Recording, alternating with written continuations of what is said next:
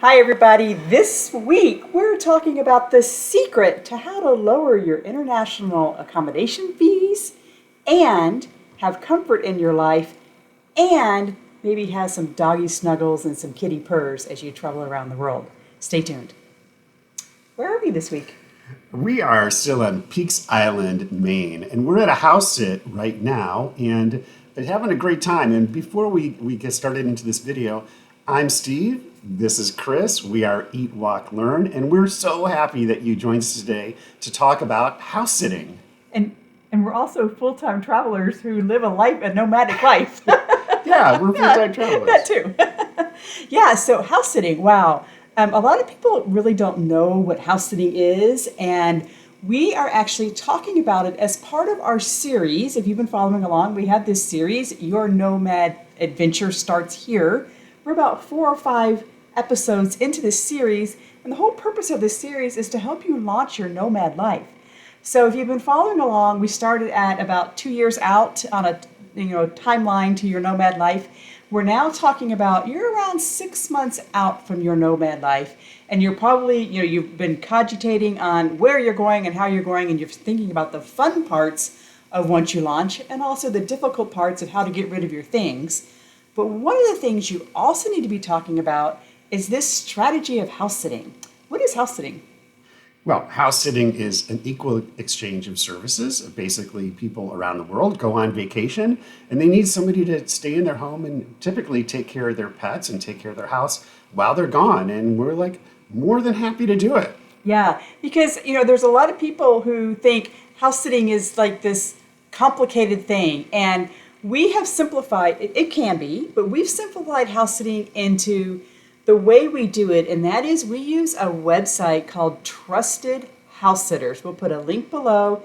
If you sign up through our link, we get money off and you get money off. There's some sort of referral thing, but it's a fabulous website. As Steve said, it's a mutual exchange of services, meaning we stay for free and the homeowner doesn't have to pay for any pet care. And Right. it's a win-win, isn't it? Yeah, it's a win-win-win because the pet gets really taken care of as well. They don't have to go to a kennel.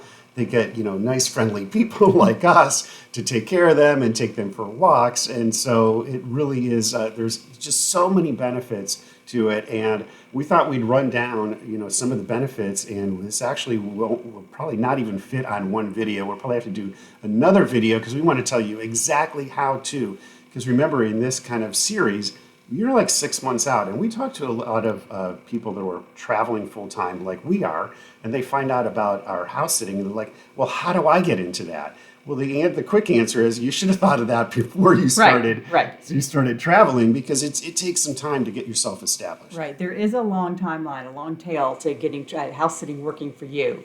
Like Steve said, we're on a house sit right now in Peaks Island, Maine. We've got a fabulous Portuguese water dog and having the time of our life in a vacation location that people spend, $700 or $800 a night to be on Peaks Island in the summertime. So we're doing it for free and we're getting all the benefits. We're riding bikes every day. We're going on stand-up paddle boards later on this afternoon.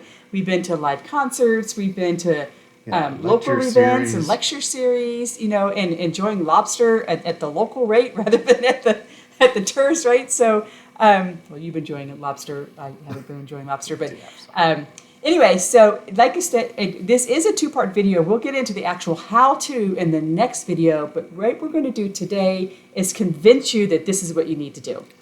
So we're 2.5 years into our nomad life, and the first thing we did when we launched is we went to the UK, and pretty much, more or less, we went to the UK, and when we started looking at how much a nightly hotel was in the UK, in the summertime, in Kent, England, was where we were, it was like $100 to $150 a night. At least. At least. And now it's way more than that. Yeah, and that was way more than that. And we're like, we're going to chew up our $2,000 a month accommodation budget pretty quickly if we're staying at $150 a night.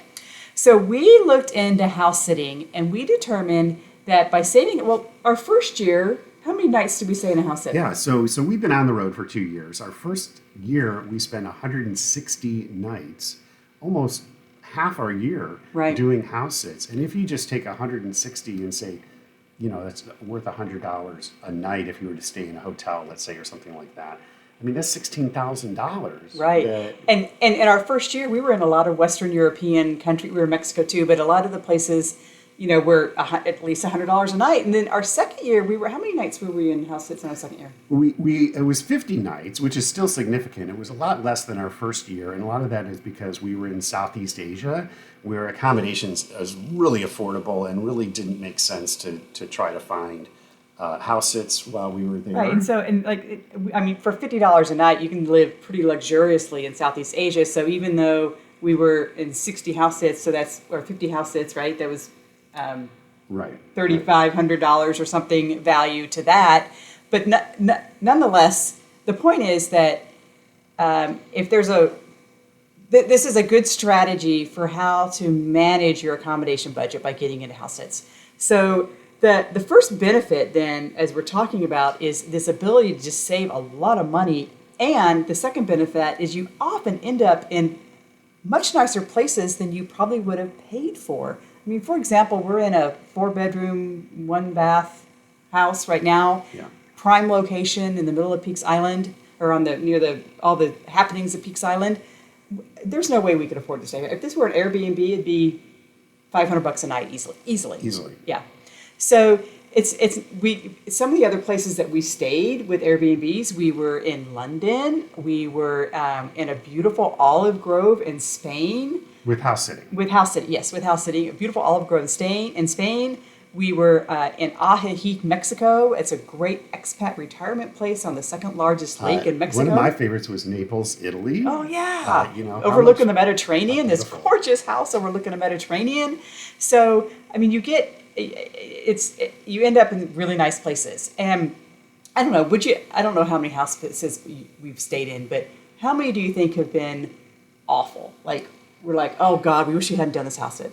There really are only a couple that I would say, is like, they weren't all bad. I mean, there were just some things that were like, yeah, I think I would have rather not done this house sit. Really, really minor. And we'll, in our next video, we'll give you some great tips on how to make sure that doesn't happen to you. But by and far, the fabulous experiences outweigh a couple of the experiences that maybe haven't been that as great. Yeah, and it wasn't like the dogs were, biting us and chewing us and barking all night and peeing all over the place. It was just, anyway, maybe 2 dogs have been bad. Yeah, but getting back, to the benefits, being able, and we do a little comparison to Airbnbs. I mean, we're staying in a nice house. The kitchen is fantastic. It's got everything that you need. The homeowners, left food for us there. But some don't, some do. But anyways, so it's just, the couches are great. The beds are comfortable. I mean, we're living in the breads. The bed. Take a sip of your tea. And what's your tea say today? I can't read it. The Philadelphia half marathon. Here we go. I didn't know you were a half marathoner. I have done many half marathons. It's been a while. You did a marathon. You did a Disney marathon too. So I've done a whole marathon. Yeah, you did. Anyway, so I think what Steve's talking about, and actually this cup is actually an example of it, is comfort. What we have found 2.5 years into this experience that we've had, what we're realizing is that comfort costs money. And to have a comfortable couch and a well-equipped kitchen and good location, and a comfortable bed, it costs money. A lot of times these Airbnbs that we stay in, not so much. The comfort is just not there. The cheap stuff is there. The bed might be good, but they've skimped on the couch, or they've skimped on the outdoor furniture, or they've skimped on the sharp knives, or a good skillet to cook in. And you know what? We'll trash Airbnb in another video. We'll save this one for But even in hotels. I mean, hotels, usually the beds are pretty comfortable in hotels, but finding a nice comfortable couch to sit in, your room probably doesn't have a suite unless you've spent a lot of money or you've been upgraded, through some loyalty program. You just don't find comfort anywhere. And when you're on a house sit, after we've been months and months and months in hotels or Airbnbs or cruises or wherever, it's nice to get to a home and physically be comfortable. Yeah, yeah, and kind of want to expand on that and the whole idea of traveling sustainably. This might be kind of a minor benefit, but certainly with the ability to do house sits is we're being embedded in the community. We're part of the local community. We're walking the dog and chatting with neighbors, going to community events, supporting the local economy in these Walking to in the these library, neighborhoods. it's nice, Exactly. yeah. And then I think maybe the last benefit, if we haven't convinced you already, of course, it's the pets. These pets are just, they're really fantastic. I mean, we really bond with them and we feel like they're our pets while we're with them.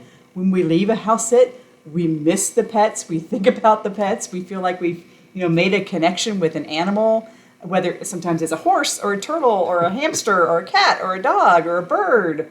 I don't think we've had any snakes. We had a goat. Anyway, Yeah. it's just, you just kind of, traveling, you see a lot of stray animals as you travel around and you really can't connect with those stray animals. But when you're at a home set, you certainly can connect with animals. And being people that don't have pets, it's nice to remember that pets are a wonderful part of having a balanced life, right? Yeah, it's great. And, we're here on an island right now where there aren't very many cars anyways, and there really wouldn't be much use if we had a car. But in a lot of house sits, we often get a car as well. It's included with it. So the thought of, you're trapped, and if you don't have a vehicle, you don't have transportation, that hasn't been the case for us. We've been in great locations with a car that's included or public transportation. It's super easy.